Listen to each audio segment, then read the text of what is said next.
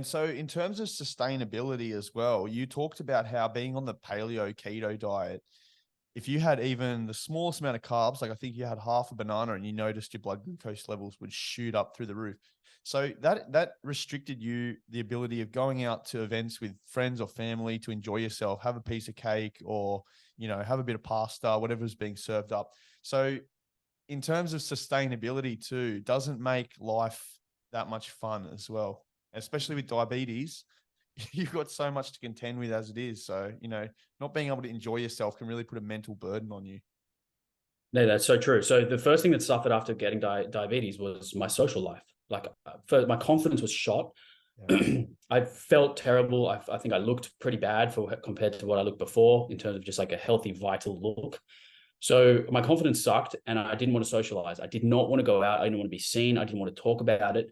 And then to add another layer to that, I restricted myself to a diet that was pretty socially difficult to keep up. Like, good luck going to any social event and not eating a carbohydrate. Like, it's not that easy. Or alcohol even, Or alcohol. Yeah, exactly. Yeah. Exactly.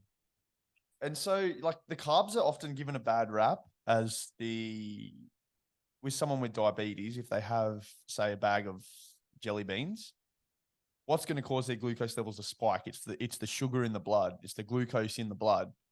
But if it's, say, type 2 diabetes in this instance, what actually caused them to get to that point where the jelly beans or the sugar in the blood has actually caused their glucose levels to spike is not an excessive amount of intake of those jelly beans. It's likely related to, as you say, that intake of those saturated fats, which has caused that ectopic lipid buildup. So overconsumption of those, butter, cheese, creams, those animal fats, very high fat meats and fried foods. But that's obviously, I need to disclaim, and that's obviously not the only cause, lifestyle related things. There is virus and other factors which can cause this, family history and so forth. But in the nutritional sense, that's often the cause of the issue, isn't it? Yeah, I mean, I think there's a few layers to this. So definitely a high intake of saturated fat is one, but also refined carbohydrates are probably equally as bad if you look at the research around both.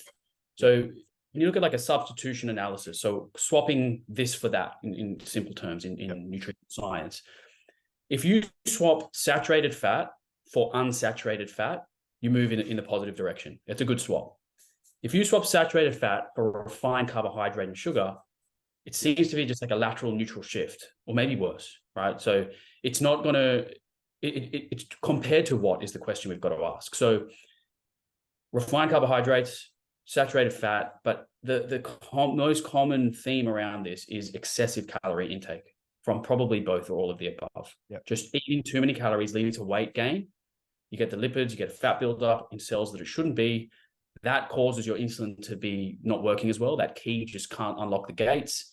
So when you go and eat the banana or the jelly beans or whatever whatever has the glucose in it, you're going to see this pronounced spike and you're going to blame that food for it. But really what you should be blaming is potentially eating too much saturated fat, eating too many calories in general and just being in an excess of calories, probably too many refined sugars, ultra processed foods, all these kinds of things. So I think it is quite, it's more complex than just there's one thing that causes it. It's a storm. Like you just said, there's genetics element to it, even in type 2 diabetes, who body weight and they can have type 2 diabetes, right? So, and that's because they have visceral fat, right? They have an increase in visceral fat, not the subcutaneous that's under the skin that you can pinch and squeeze.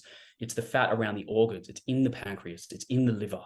It's in the muscle, right? So those people on the outside, they look just like a normal healthy body weight, but on the inside, they are actually quote unquote fat. I hate to use that term, but that's, there's a lot of lipids that are built up inside of their organs.